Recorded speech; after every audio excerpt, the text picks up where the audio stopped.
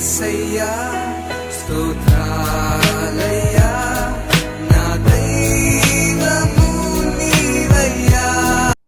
మన రక్షకుడైన యేసుక్రీస్తు యొక్క పరిశుద్ధ నామములో మీ అందరికీ కూడా క్రిస్మస్ ఈవ్ శుభాకాంక్షలు తెలియజేస్తున్నాను.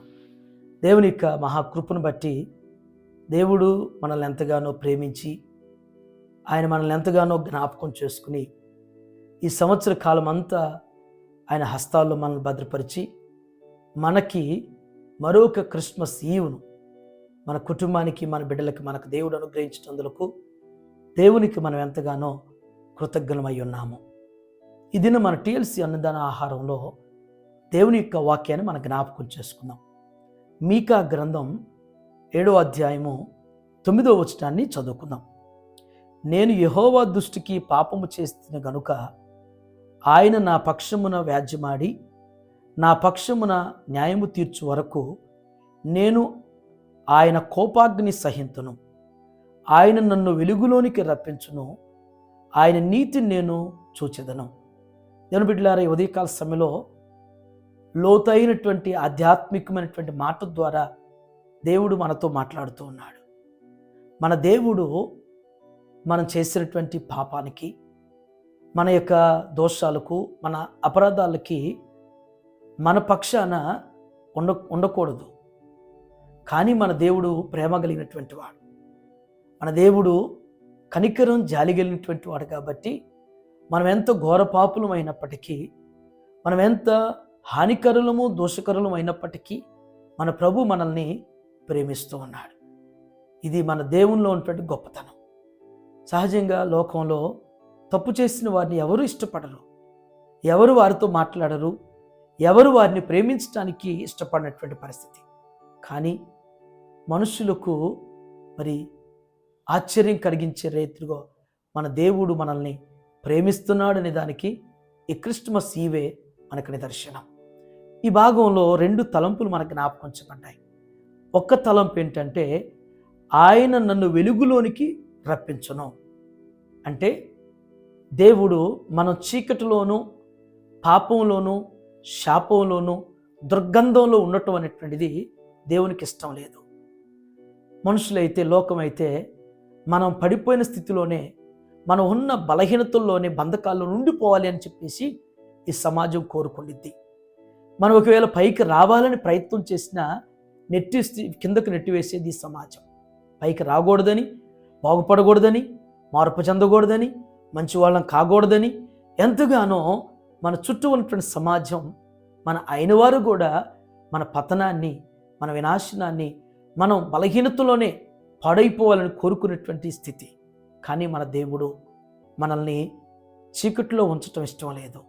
బంధకాల మధ్య పాపమైనటువంటి దాస్యమైనటువంటి కాడి కింద మనల్ని ఉంచటం ఆయనకి ఇష్టం లేదు. కాబట్టి ఆయన వెలుగులోనికి, లోకానికి వెలుగైనటువంటి మన ప్రభు ఆయన వెలుగులోనికి మనల్ని చీకట్లో నుంచి పిలుచుకుంటున్నాడు. చీకట్లో నుంచి మనల్ని వెలుగులోని తెచ్చుకుంటున్నాడు. చీకట్లో నుంచి మనల్ని ఆయన చేపట్టుకుని జారిపోతున్నటువంటి మనల్ని పైకి లేపుతూ ఆయన వెలుగులోనికి తీసుకొస్తున్నాడు. ఇది మొదటి సందర్భం. రెండవ తలంపు, ఆయన నీతిని నేను చూచెదను. వెలుగులోనికి రప్పించబడినటువంటి నీవు, వెలుగులోనికి నడిపించబడినటువంటి నీవు, వెలుగులోకి చేర్చబడినటువంటి నీవు ఆయన నీతిని చూస్తావు. భక్తుల యొక్క జీవితాలను మీరు గమనించండి. దేవుడు వారిని వెలుగులోనికి పిలిచాడు. నూతన నిబంధనలో ఎందరో జీవితాలు మనం గమనించవచ్చు. వారి స్థితి ఒకప్పుడు ఎంతో దుర్భరంగా, ఎంత భయంకరమైనటువంటి స్థితిలో వారు ఉన్నారో. సపోజ్ జక్కయ్య కావచ్చు, పాపాత్మురాలు కావచ్చు, సమరయ స్త్రీ కావచ్చు, ఇలాంటి వారు ఎందరో. వారందరూ ఒకప్పుడు పాపం అనేటువంటి దాస్యం అనేటువంటి కాడి కింద ఉన్నారు. ప్రభు వారిని ఆయన వెలుగులోనికి పిలిచాడు. ఆయన నీతిని వారు చూడగలిగారు. ఆయన యథార్థతను వారు కనుగొనగలిగారు. ప్రభు యొక్క ఔన్నత్యాన్ని వారు చూడగలిగారు. ఈ ఉదయకాల సమయంలో మనం కూడా ఒకవేళ చీకటిలోనే ఉండిపోవాలనేటువంటి తత్వం కాకుండా, చీకటే బాగుంది, దాస్యమే బాగుంది, పాపం అనేటువంటి కాడి కిందే ఇదే బాగుందని చెప్పేసి అనుకుంటే కాదు. ఈ క్రిస్మస్ దినాల్లో, ఈ క్రిస్మస్ ఈవ్లో ప్రత్యేకంగా దేవుడు చీకట్లో నుండి, శాపంలో నుండి, పాపంలో నుండి మనల్ని తన వెలుగులోనికి పిలుస్తూ ఉన్నాడు. ఆయన నీతిని మనకి కనుపరచడానికి ఆయన పిలుస్తున్నాడు. ఆయన వైపు, మన ప్రభు వైపు చూద్దాం. మన ప్రభు అనుగ్రహించేటువంటి ఆయన వెలుగును మనం మన హృదయాల్లో నింపుకుందాం, మన గృహాల్లో నింపుకుందాం. ఆయన నీతిని, ఆయన యథార్థతను నిత్యము కూడా మనం అనుభవిస్తూ ఆయన నీతిలో ముందుకు సాగుతూ వర్ధిల్లుటే కృపలో దేవుడు మనల్ని దీవించునుగాక. ఆమేన్. ప్రార్థన చేసుకుందాం. మహోన్నతుడైన తండ్రి, కృపగల నాయన, మీకు వందనాలు ప్రభా. ఈ క్రిస్మస్ ఈవులో నా తండ్రి శ్రేష్టమైనటువంటి మాటల ద్వారా మీరు మాటతో మాట్లాడారు దేవా.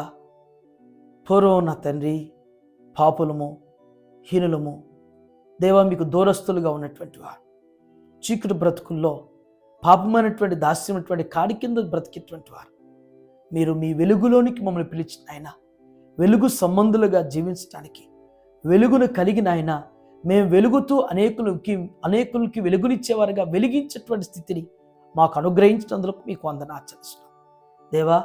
ఈ ఉదయం నా తండ్రి ఇంకా చీకటిలోనే చీకటిని ప్రేమించేవారుగా, చీకటి కార్యాలను ఆయన ఇష్టపడేటువంటి వారుగా ఉన్నటువంటి వారిని మీరు దర్శించండి.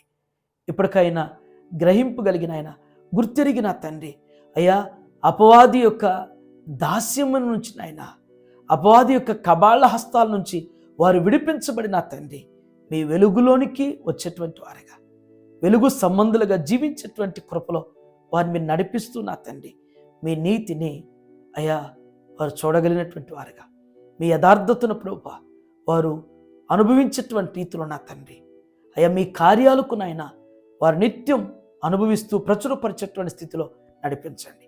ఈ క్రిస్మస్ ఈవ్లో ప్రభువా దేవా, సంఘమంతటిని ఆయన TLC అనుదిన ఆహారం చూస్తున్నా అయ్యా, ప్రతి బిడ్డను కూడా మీరు జ్ఞాపకం చేసుకుని క్రిస్మస్ ఈవ్ యొక్క వెలుగులు ప్రభువా ప్రతి హృదయంలో, ప్రతి కుటుంబంలో ప్రకాశిస్తూ ప్రజ్వలిస్తూ వారి జీవితాలు వర్ధిల్లునుగాక. Amen. God bless you all.